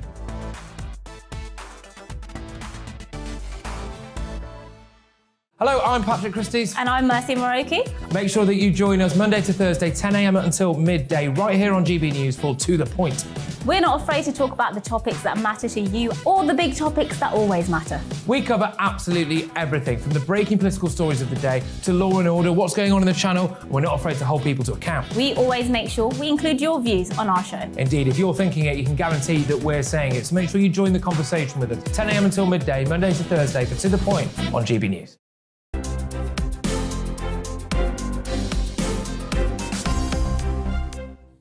Welcome back to Saturday Morning with Esther and Phil. Now for part 4 of our exclusive sit-down with Rishi Sunak. In this section, we find out if there is any tension between him and Sajid Javid. But first, where does he stand on illegal immigration? One of the issues that many of our viewers have exercised about is the illegal immigration, the dinghies coming over from France. So what steps would you take to try and sort that out once and for all? Yeah, look, it vexes me as well. And part of the reason that I supported Brexit, even though I was told that it would be potentially damaging for my career, but I believed in it. And one of the reasons was clearly making sure that we had proper control of our borders. And so what everyone's seeing on their TV screens now, where thousands of people are coming illegally to this country in small boats, is just wrong.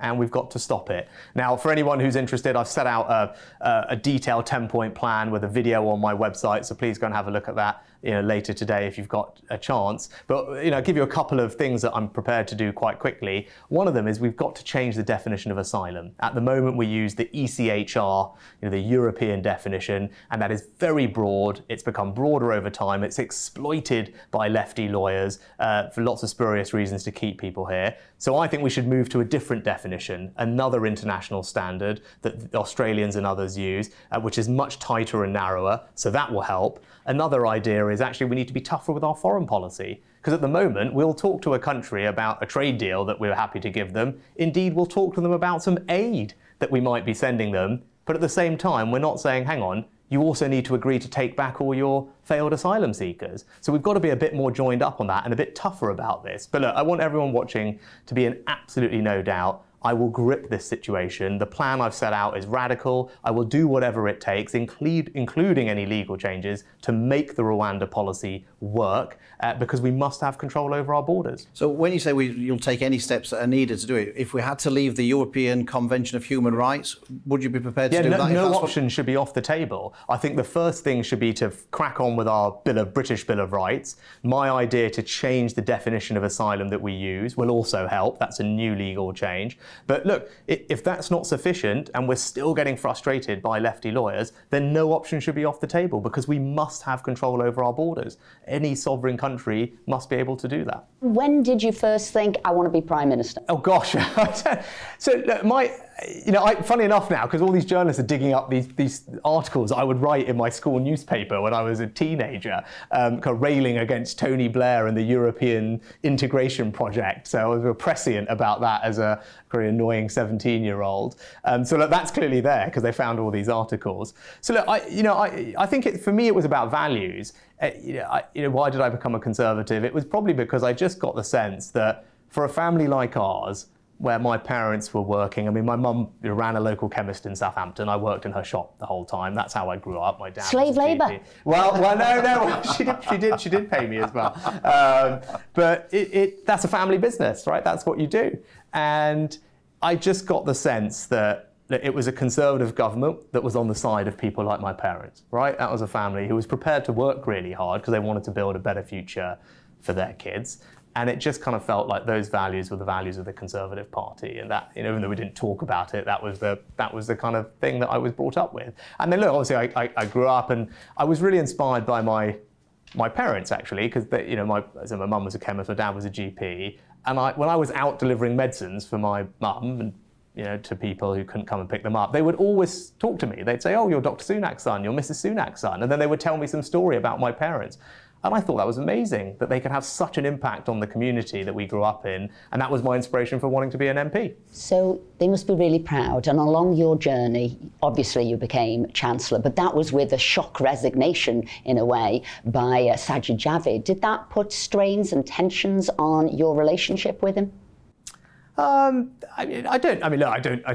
think so. Obviously, look, that was his own thing, and he and I have worked together in different departments, so we've known each other for a while. And I don't think any particular thing. I mean, I've hung out with him subsequently and without any problem. And then we worked together when he came back to cabinet as health secretary. In fact, he was standing there alongside the Prime Minister and I when we announced the new levy to fund health and social care, which was, I know, important to him at the time too, because he wanted to make sure we got extra funding into the NHS and social care, and we were all three there doing that together.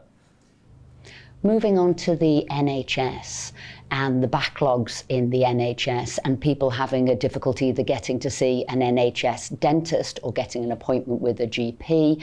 How will you tackle that? Yeah. Look, everyone relies on the NHS, and I come from an NHS family. That's what I grew up in. I saw it firsthand. And that's why I did something difficult, to put some more money into the NHS and social care to try and help fix some of the problems, recover from the pandemic. But look, as Conservatives, we can't just keep throwing money at things. We've got to focus on getting value for money, getting reform and efficiency in the system. And that's why I've set out quite a bold plan to do that. And look, one of those ideas I've got is to tackle this issue of missed appointments. Now, over 10 million appointments every year are missed, not just with GPs, but with hospital doctors. And that's not right, because it's depriving people of care that they desperately need. And I'm prepared to be tough on that and actually say, well, we should charge people, and it shouldn't be acceptable to do that. And that's not about raising money.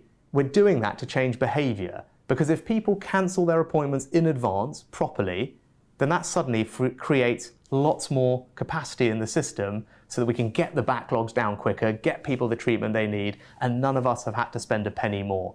Now that's the kind of slightly bold but radical thinking we need if we're going to get a grip of this. Now, of course, we can use more technology, we can take out lots of the managers that are there, we can call out bad leadership and make sure we change it when it's not performing, we can do elective surgery in a different way, learning from the private sector is one of my other ideas. But look, if we're not going to be prepared to be bold and confront this, it's just going to gobble up every pound that taxpayers have, and we'll never be able to cut taxes. And I want to cut taxes, but a prerequisite of us doing that is getting a grip of public spending, and that means reforming the NHS. Well, political editor for The Express Online, David Maddox, is still with us, and he rejoins us. I've got a question here. Is he too nice? Is his team too nice? I mean, I asked him a question there very specifically about Sajid Javid, who that day had come out, went to Liz Truss's team, though he was the one pushing for the increase in national insurance contributions for the health department. And he wouldn't say a bad word there. He's never said a bad word about Liz. And yet Liz's team are making announcements. They're now going to his supporters and say, join us, we'll have a job. They're putting letters into the papers. They're doing attacks. Is he just too nice? I think there is an element of that, actually. He certainly doesn't have the same attack team working for him that Liz Truss has working for her campaign. They've been very effective, and things like dragging out that video of him boasting about diverting Levelling Up money. So are they sending stuff to all newspaper editors? I would imagine. I don't know for certain that that was sent by them, but I mean, I can make a guess that it was. And things are being sent. But on the other hand, his team are pretty ruthless as well, but in a different way. I mean, when Liz made her gaffe, and there's no other way of putting it, over a public sector pay the other day, his team were absolutely all over it, and we were getting briefings by the moment on it. So it's a different focus, I would say. But they didn't attack the willfully misrepresented, which she'd said. They only attacked the policy. They didn't when Liz Truss came out and said, oh, it was willfully misrepresented, where I said, no, it wasn't. That was the full press release. They didn't come out on that. Well, I think they quite wisely realised that it was the press that had picked up on it. And so that willfully misrepresented was actually an attack on the media coverage in many ways. And that was why they were able to sit back and just let my colleagues point that out to them. David, thanks ever so much for joining us again. Stay with us. Stay tuned as we have more from our exclusive interview with Tory leadership hopeful Rishi Sunak.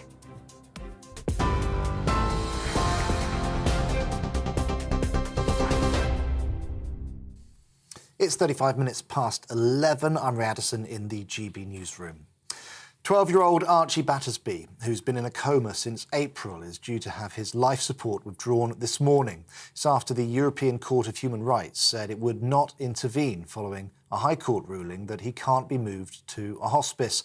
Our GB News reporter Ellie Costello has been following this case over the last 3 months. She's at the Royal London Hospital. Ellie, this is a difficult day for the family. Well, understandably, the family of Archie Battersby are said to be absolutely devastated this morning, and that's because the hospital from 10 o'clock had permission to withdraw the life support treatment of 12-year-old Archie Battersby. He's been in a deep coma for the past 4 months. We don't yet have any news from the hospital on his condition, but Bart's NHS Trust had told the family that it wouldn't delay withdrawing Archie's treatment, as it was in his best interest to do so. We do understand that Archie's family are by his bedside. They had previously wanted to move him to a hospice. They thought he'd be in more peace there, but the judge in the High Court ruled on Friday that she was happy with the hospital's plan. She thought they were dignified and peaceful, and she added that moving Archie at that late stage would be high risk. The legal avenues were exhausted as well when the European Court of Human Rights refused to intervene, saying that life support could be withdrawn from 10 o'clock this morning. Well, the judge in the High Court said that Archie's family showed unconditional love and dedication and described their love as a golden thread that runs through the case. And Archie's mum, Holly Dance, has said, "I've done everything that I promised my little boy that I would do." Ellie Costello there outside the Royal London Hospital. This is obviously a developing story. We'll bring you the latest as we get it first here on GB News. On TV...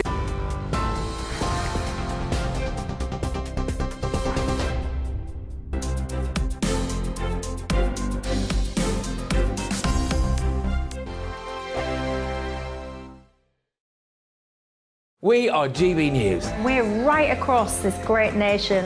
On TV. On radio. On digital. Absolutely everywhere. We don't talk down to you. We embrace all voices with honest and civilised conversation. We are not part of the establishment. We're one of you. And we're only getting started. Join us on GB News, the People's Channel. Britain's news channel.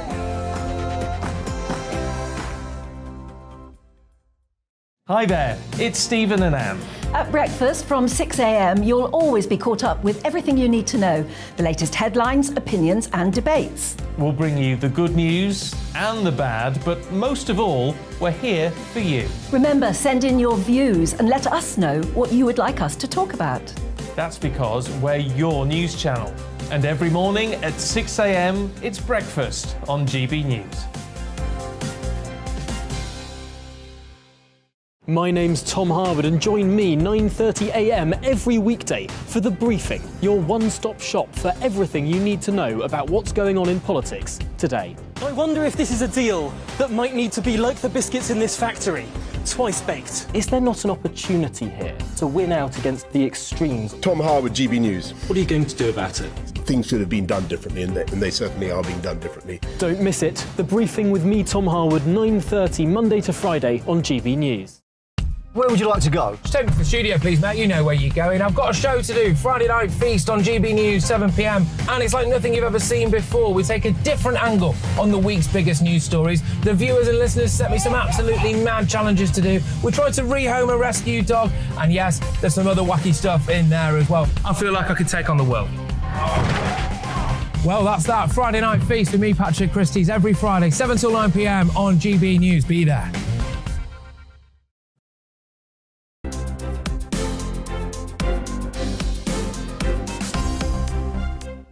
Welcome back to Saturday Morning with Esther and Phil. Can you believe it's nearly 20 to 12? Where's the time going? Now, concerns have been raised over the future of Doncaster Sheffield Airport after its board said it may no longer be commercially viable. It says COVID and environmental considerations are some of the factors affecting the airport's future. Doncaster Sheffield Airport handles more than 1 million passengers annually and flies to 50 destinations. One MP who understands the importance of the airport is Shadow Transport Secretary and local MP Louise Haigh.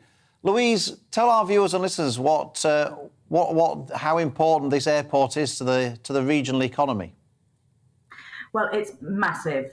It's only been going since 2005. I remember vividly when it was opened. It hosts over 1,000 jobs, which is an enormous boost to our local economy. And it's estimated that the site as a whole contributes over £67 million a year to our local economy. So its closure would be a devastating blow. And of course, it would mean that people wouldn't have the airport locally to be able to go on holiday. It is mostly, from a passenger perspective, a leisure airport. People use it for holiday destinations, but it's also home to the National Police Air Service and to specialist aviation, including search and rescue. The National Coast Guard uses the airport to operate from. So it's a really, really important asset to the region, and we're working cross-party across South Yorkshire to try and do everything we can to keep it open. Do you accept, though, that it is not financially viable? I mean, if presumably if it's losing money, then inevitably it's going to close. Do you not accept that it's not financially viable? Well, it's undeniable in its current form and under its current management. It's losing money. It's losing about £10 million a year. But we've heard from businesses that operate on the site that use the airport, that have worked with the current management, that they believe other private investment options are available and that could put the airport on a more sustainable footing. With other airports around the country currently capping numbers of flights and cancelling passengers' flights, it seems bizarre that we would be closing a regional airport and an asset like this when millions of passengers have faced travel chaos over the last few months. It seems ridiculous that we would lose such an important infrastructure in our aviation industry. What's the solution to this? I mean, in the northeast, Ben Houchen has sort of bought up Teesside Airport in order to keep that going. Is it a possibility that the South Yorkshire mayor may buy the airport and take it off Peel Holdings in order to keep it going? I think that's definitely an option, and I know working with Mayor Oliver Coppard that's certainly on the table, and he's been exploring all kinds of options around that, including versions of compulsory purchase orders. But there are limited funds available in local government and at mayoral combined authorities, and obviously he has important choices to make about how he spends those limited funds. What I'd like to see happen is everyone come to the table, including the government, who have a regional airport strategy, but it doesn't seem to be much more than just words on a page, and working with the private sector, try to attract more airlines into the airport and different types of users, more specialist aviation, more freight potentially, to put it on a proper sustainable footing. I completely accept that under its current makeup, it's losing far too much money, and I wouldn't want to see the mayor take such a loss-making venture on under its current format, but there are other means and ways that can be explored, and the private sector is obviously the best option for that. I have to say, I totally agree with Louise there, getting people round the table. If other airports are capping numbers, you'd think then there were others to go around. So I think you're right, get them round the table and let's see if you can keep that airport going. Louise, hey, thank you. We've actually had a whole aircraft move from Manchester Airport because Manchester hasn't been able to service passengers during the recent, the actual structural issues that are in the sector at the moment. So it's a really important asset to keep going, and we should all be doing everything we can to make sure that happens. Well, as a Doncaster boy whose family still live in Doncaster, I know how important it is to them. So thank you very much, Louise, for joining us this morning. We appreciate it. Now for our final part of our exclusive sit-down with Rishi Sunak. In this section, we throw some quick-fire questions at the former Chancellor and we find out what his family thinks about his plans to become the Prime Minister. Quick question here. HS2 or high-speed broadband? Which one? Well, look, we're doing both. Oh, you've lost me there. We are doing both. Yeah, well, OK. But look, You've lost me. I'm someone who believes in the future, right? So if you think, what do I think is more important? I think the digital economy is incredibly important. OK, right? You're getting me back. You're winning me back. There we go. But look, the other thing I'd say, look, the digital economy is important, and it's not just about broadband. It's about actually mobile phone signal in rural areas. That's something that is really important to me, and I help fund as Chancellor, because that's how you spread opportunity in a 21st century economy. It's how you grow the economy. And I also think we need to move away from focusing only on very large-scale infrastructure projects. Right, well, the first one is HS2.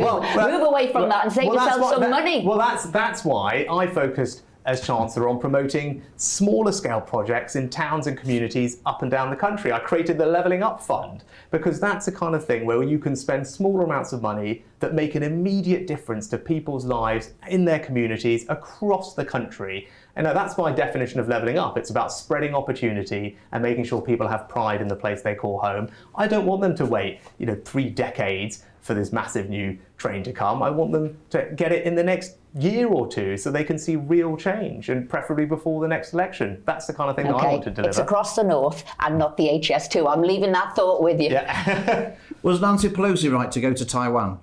Yeah, of course she has the right to go to Taiwan, and her visit can absolutely not be an excuse for China to then behave in the way that it has and aggressively start doing manoeuvres in the Taiwan Straits. That's just obviously not acceptable, and we should be robust in standing up for the values that we believe in democratic freedom and sovereignty of nations, and making sure that people do not suffer unnecessary aggression. And I think we will do that with our allies, particularly in that region. We have a new defence partnership with Australia and America, which our aircraft carrier has been over there. And so that's the kind of thing that we'll do. We have to be robust against defending it, not just over there, by the way, but here at home, which is why as Chancellor I was pleased that I passed a new law which gives us the powers to stop hostile states from infiltrating our companies, stealing our technology, so we could protect ourselves against that. That was something that was important to me, and I passed a law to give us the powers to do that, and as Prime Minister, I definitely will use them to keep us all safe.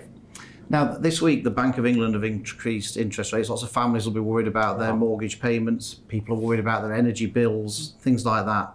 What do you say to people who say, look, your family's incredibly wealthy. You don't understand how hard it is for people and how hard the hardship they're going through at the moment and how difficult it is. What do you say to people who say you're out of touch, in effect, because of your own circumstances? Yeah. So I've been out and about across the country, right, over the last week or two, talking to members of the public everywhere. And I've had so many people come and talk to me about furlough. And they've come and talked to me about what it did, what it meant to them, how it saved their job, helped their family, how their business was supported, and they wouldn't be here if it wasn't for the things I did. And they were grateful for that. And they all remember that first press conference I did as Chancellor, where I kind of arrived and people didn't quite know who I was. And then I did these things that really helped them at a time when they were really worried. And, I was reflecting, and, when I gave that press conference, I was wearing the same suit that I'm wearing today that now attracts a lot of commentary, right? I'm the same person who did all those things. And I think in this country, we judge people by their character and their actions, not by what's in their bank account or what they're wearing. And ultimately, I've always acted over the past couple of years to protect people, particularly the most vulnerable in society through difficult times. That's what I did as Chancellor. Of course, that's what I'm going to do as Prime Minister. You know, I feel that very personally. And look, I'm fortunate today, but that's not how I grew up. My grandparents emigrated here 60 years ago. They didn't have a lot, but they built a better life for themselves. My parents worked their socks off to provide a better life for their 3 children. You know, those are the values that I was raised with. It was about hard work, it was about family, it was about aspiration. Those are entirely conservative values. Those are the values that I want to champion. And it's because of that that I want to be Prime Minister, because I want to make sure that everyone has the same opportunities that I did. And as Prime Minister, I want to deliver that. Now, your family's been in the eye of the media storm. Your wife got lots of criticism about being a non-dom. Did you feel that that was a legitimate criticism for people to make, or did you feel it was unfair that your wife was dragged into the political melee? You know, look, thinking back on that is, look, obviously it was difficult, but you know, reflecting on it, you know, just you learn from those experiences. And you know, to your point, it's you know, what I recognised is, you know, whether I like it or not, you know, at this level, you know, your family is exposed to that, and you know, difficult as that is, uncomfortable it is, because they're the people you love, and you know, they're not the ones who chose to do this. But look, that's the way it is, right? And that's fair, and I accept that. And you know, I've learned from that experience as a result. And if you become Prime Minister, of course, that media spotlight would be even worse, presumably, on your family. I mean, are they ready for that? Yes, and that, you know, actually, as I said, having learned from the experience over Easter, it's something that I'm much more prepared for, and I completely accept the scrutiny that comes, and I completely think that I can see why that's there, and difficult as it was at the time, because as I said, it's the people you love, you want to protect them, and they're not the ones who chose to do this. You know, it's completely understandable that that's part of the process at this level, and I said I've learned from that experience, as have they. You don't need to do this. You don't need to go through all this grief. You don't need to go all this charging about You know, everywhere. I said this. I think William Hague said this as well. I think he might have said what's this. he doing it for? That we supported you. I know that much. I guess, you know, some people say, look, you know, he could just sit on a yacht sunning himself for the rest of his life. So why are you putting yourself through all of this? Yeah. Actually, funny, you mentioned William Hague. So you know, growing up, you talk about politics. You know, people like William were political heroes of mine, and Nigel Lawson, and to have them be supportive of me now is incredibly humbling, actually. And it's a kind of pinch yourself type moment in this campaign when your political heroes are now helping support you in this endeavour, which is really lovely. Look, why am I doing it? I'm doing it for a simple reason, and that's because I love our country to bits. Our country did this extraordinary thing for my family and welcomed them here, allowed them to build a better life for themselves and their children. And that's why I want to be Prime Minister, because I want to do that for everyone. I want everyone's kids and grandkids to be able to have the same amazing opportunities that I had. I think my plan is the right one to lead us into that future, to build a country and a society built on those values of family and aspiration and hard work and hope. And I think I'm the right person to do it, and the right person to go and smash Keir Starmer in the next election. Do you know what that sounds to me? Payback time. Look, Rishi, thank you very much indeed for sitting down with us today and being so honest on your answers there. Thank you. Thanks a lot. Thank you both. Back in the studio with us is David Maddox, who's the political editor of The Express Online. Interesting, isn't it, the people who've backed him, whether it was William Hague, Michael Howard, Lawson, Ben Houchen here, who support him. He's all about the levelling up agenda. So what is Rishi's Achilles? Is it his wealth? I think to a certain degree it is, and part of that is perhaps the fault of you two. You're the forerunners of the blue-collar revolution, the bringing in of a new political base of a Conservative Party. Your movement helped do that a great deal. And it's changed the nature of the party already, even in a few years. But we're having much more of a working-class base to the Conservative Party than the traditional sort of southern base was. And you know, there is a suspicion of wealth that comes with that, and a suspicion of privilege, especially if people appear, as I was saying earlier, with the issues around his wife's tax status, to be using that privilege, and that's that's his Achilles heel in some respects. David, thank you very much for joining us throughout the show. We really appreciate it. And got some views here. I've got Simon from Uxbridge. He said, I've been a party member since 2018. I've never been polled, either now or back then. I don't place much faith on these current pollings. And I've got David from Cambridgeshire. He says, hi, I really like the format of this Rishi Sunak interview. Well done. If successful, I hope you'll follow through and do a similar format to Liz Truss. And this probably doesn't need asking, but I will. Will you try and establish, because he doesn't know what she stands for?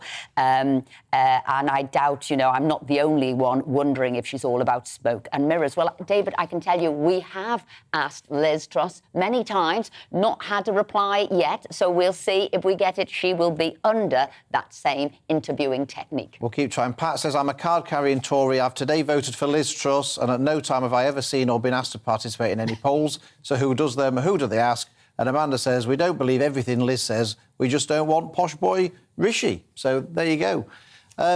Aidan's here with the sport for the weekend. Aidan, start of the Premiership. Premier League. Yes, sorry. It's changed in 2007. What should we be? What should we be celebrating? I know. What should we be celebrating most? The football or the fact that they're no longer taking the knee? Yeah, I mean, taking it. No, well, the first day of the season they will be taking it, but they are phasing it out as time goes on, which is a good thing for everybody, I think. Last night, Arsenal got underway at Crystal Palace. Excellent start for them. Really different season coming up, Phil and Esther. You're going to have a World Cup in the middle of the season. I mean, as crazy as that is. But coming up to the start of the World Cup, 1 month before the tournament's going to start, are the players really going to be making those last-ditch tackles if they're worried about getting injured? What about when they come back on Boxing Day and they're knackered? They've been playing in temperate environment and suddenly they've got to go to Fulham on a Tuesday night next to the Thames. It's going to be very difficult. And we spoke to Harry Redknapp earlier on. He said the scheduling will play havoc with that. But we've got some great games to look forward to today. 12:30.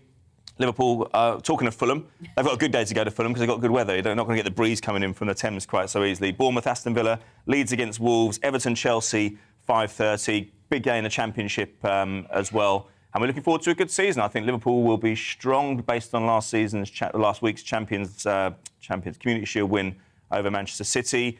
City will be strong as well. How's Erling Haaland going to fit? Who's going to win the Premier League? I think Liverpool will win it, but I think what will be more interesting is the battle for third, fourth, and fifth. There's a crucial battle going on between Chelsea, Tottenham, Arsenal, and I don't think you can quite discount Man United, although they've had a difficult summer. And what about the relegation? Who's going to get relegated? I think we're going to play this back, at the end of the season. I know. Well, I'm happy with predictions. I predicted the line last week, so I'm cool. I'm cool with that. No, you were a bit cagey about the line. I predicted the line. I'm recorded. Bournemouth, Crystal Palace, and I'll decide the other one next week. I thought Palace played quite well last night, even though. Sorry, no, not Crystal Palace. Bournemouth, Fulham. I think will go down. They're usually the yo-yo sides. Who else is going to pick? I think Leeds might struggle. I do. Aidan Gate, thank you very much indeed. And also, hasn't it been fabulous, the Commonwealth Games and what we've been doing there? Absolutely fabulous. Look, that's all from us today. We're glad you enjoyed that interview. Great that you got involved too. Don't go away, because next it's Alistair Stewart and friends. Morning. If you're after rainfall this weekend, it's not good news. Certainly for most of England and Wales, it's going to be a dry weekend with sunny spells. A bit chilly out there first thing this morning. It is going to turn warmer, more especially as we go into next week. High pressure is moving in, keeping things mostly dry, certainly for England and Wales. We do have this weather front, however, which is trickling across Scotland, bringing some light rain and drizzle here and there. Always likely to stay fairly damp through today across northernmost parts of Scotland, but elsewhere through central and southern Scotland and Northern Ireland, just a few showers scattered about, really. For the majority across England and Wales, it's staying dry. Quite a bit of cloud over northern parts of England, North Wales, but lengthy spells of sunshine across the south. And it's here where, after a bit of a chilly start this morning, temperatures will pick up this afternoon to 24, 25 degrees. Cooler conditions further north. But if it brightens up in eastern Scotland, we could get temperatures back up to 20 Celsius late in the day.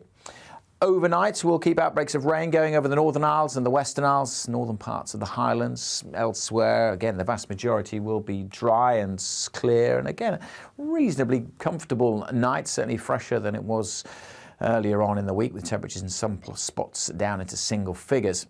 Another fine day to come then on Sunday for most of England and Wales. Western parts of Scotland keeping the cloud, outbreaks of rain and drizzle on and off here. But a brighter day across Aberdeenshire, down through to the borders, some sunny spells. And I think it'll stay dry and bright across Northern Ireland too.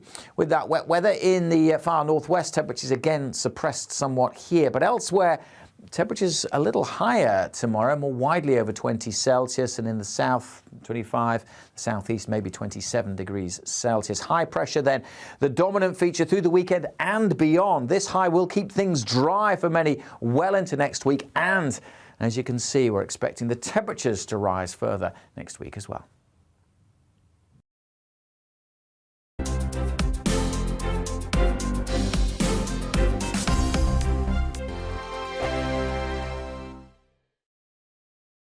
We are GB News. We're right across this great nation. On TV. On radio. On digital. Absolutely everywhere. We don't talk down to you. We embrace all voices with honest and civilised conversation. We are not